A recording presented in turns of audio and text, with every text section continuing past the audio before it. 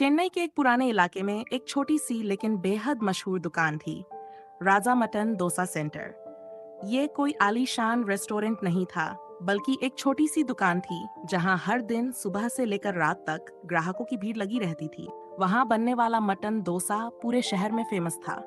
लेकिन इस दुकान का असली राज सिर्फ स्वाद नहीं था, बल्कि इसे चलाने वाला आदमी राजा था। राजा के चेहरे पर हमेशा गंभीरता रहती थी।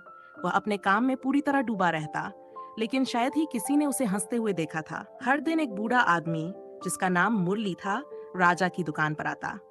वह हर बार मटन डोसा ऑर्डर करता और उसे बेहद प्रेम से खाता। राजा ने नोट किया कि मुरली जब भी डोसा खाता, उसकी आंखों में कुछ खास भाव होते, जैसे ये सिर्फ खाना नहीं, बल्कि उससे जुड़ी कोई याद हो। एक दिन जब मुरली डोसा खाकर जाने लगा, तो राजा ने उसे रोक लिया। बाबा, आप हर दिन आते हैं, लेकिन आपने कभी मुझसे कोई बात नहीं की, राजा ने पूछा। मुरली थोड़ा मुस्कुराया और बोला, बातें करने के लिए शब्दों की जरूरत होती है, लेकिन जब खाने में प्यार हो तो शब्दों की जरूरत नहीं होती। राजा को ये बात सीधे दिल में लग गई, लेकिन वह सोचने लगा कि इस बूढ़े आदमी का मटन डोसे से ऐसा क्या रिश्ता हो सकता है। अगले दिन राजा ने मुरली को दुकान के पीछे बुलाया और अपनी जिज्ञासा व्यक्त की। मुरली ने एक लंबी सांस ली और अपनी कहानी सुनानी शुरू की। 30 साल पुरानी कहानी। यह कहानी आज से 30 साल पुरानी है, मुरली ने कहना शुरू किया। तब मैं भी तुम्हारी ही उम्र का था। मेरी एक छोटी सी दुकान थी जहां मैं अपनी पत्नी सुजाता के साथ मटन डोसा बनाया करता था। हमारी दुकान शहर भर में मशहूर थी।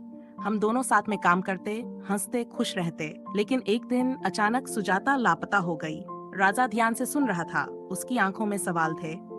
मुरली ने आगे कहा, मैंने उसे हर जगह ढूंढा, लेकिन वह कहीं नहीं मिली। पुलिस भी कोई सुराग नहीं निकाल पाई। उसी गम में मैंने सब कुछ छोड़ दिया और यहाँ वहाँ भटकता रहा। राजा का दिल तेजी से धड़कने लगा। उसने धीमे स्वर में पूछा, आपकी पत्नी का नाम क्या था बाबा? सुजाता, मुरली ने कहा। राजा की आंखें फटी रह गई। उसने कांपती आवाज में कहा, मेरी माँ का नाम भी सुजाता था। क्या? मुरली का दिल जोर से धड़क उठा।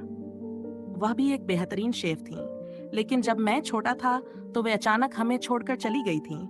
मेरे पिता ने कभी नहीं बताया कि वे कहाँ गईं। मुरली की आंखों में आंसू आ गए। उसे यकीन हो गया कि राजा कोई और नहीं, बल्कि उसका ही बेटा था। लेकिन उसने राजा को तुरंत कुछ नहीं बताया। वह और सबूत चाहता था। अगले दिन राजा जब अपनी पुरानी तस्वीरें देख रहा था, तो उसे अपनी माँ की एक फोटो मिली। जब उसने वह फोटो मुरली को दिखाई, तो वह फूट फूट कर रोने लगा। यह वही है, यह मेरी सुजाता है, मुरली ने कहा। सच्चाई सामने आ चुकी थी। राजा और मुरली गले लगकर रो पड़े। 30 साल पुरानी बिछड़ी हुई कड़ी जुड़ चुकी थी। सच का पर्दाफाश। लेकिन सवाल यह था कि सुजाता आखिर गायब कैसे हुई थी। मुरली ने राजा को बताया कि सुजाता को किसी ने धोखे से गायब कर दिया था। मुझे बाद में पता चला कि यह सब तुम्हारे दादा यानी मेरे ससुर ने किया था। उन्होंने सुजाता को घर से निकाल दिया था, क्योंकि वह एक मामूली रसोइया की पत्नी थी। उन्हें यह रिश्ता मंजूर नहीं था। राजा के दिल में गुस्से की आग जल उठी। तो मेरे दादा ने मेरी माँ को घर से निकाल दिया था और मेरे पिता ने कभी सच्चाई नहीं बताई। राजा का गला सूखने लगा। मुरली ने सिर झुका लिया। राजा ने ठान लिया कि वह अब अपने पिता से इस सच्चाई का सामना करवाएगा। पिता से सामना। राजा सीधे अपने घर गया और अपने पिता को सच्चाई बताई। पहले तो राजा के पिता ने कुछ नहीं कहा, लेकिन जब राजा ने मुरली और सुजाता की पुरानी तस्वीरें दिखाईं, तो उनका चेहरा सफेद पड़ गया। तुमने मेरी माँ को जानबूझकर घर से निकाला था, राजा गुस्से से चिल्लाया। उसके पिता ने सिर झुका लिया। हाँ, मैंने ये किया था। मुझे लगा था कि वह हमारे स्तर की नहीं है, लेकिन मैंने तुम्हें यह कभी नहीं बताया कि वह वापस आना चाहती थी। राजा के दिल को गहरा झटका लगा। तो आपने उसे लौटने भी नहीं दिया? मैं शर्मिंदा हूँ बेटा। उनके चेहरे पर पछतावा था। एक नया नाम, एक नया रिश्ता।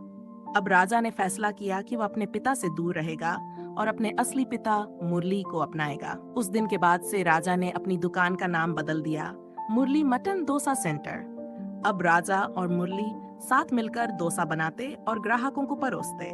अब राजा के चेहरे पर पहली बार मुस्कान थी, जो पहले कभी नहीं देखी गई थी। अब ये दुकान सिर्फ खाने की जगह नहीं थी, बल्कि परिवार, प्यार और बिछड़े हुए रिश्तों के मिलने की कहानी बन गई थी। ये कहानी हमें सिखाती है कि रिश्तों की डोर बहुत मजबूत होती है, लेकिन कभी-कभी अहंकार और झूठ की वजह से बिछड़ जाते हैं। लेकिन सच हमेशा सामने आता है। मटन डोसा अब सिर्फ एक डिश नहीं थी, बल्कि एक कहानी बन चुकी थी।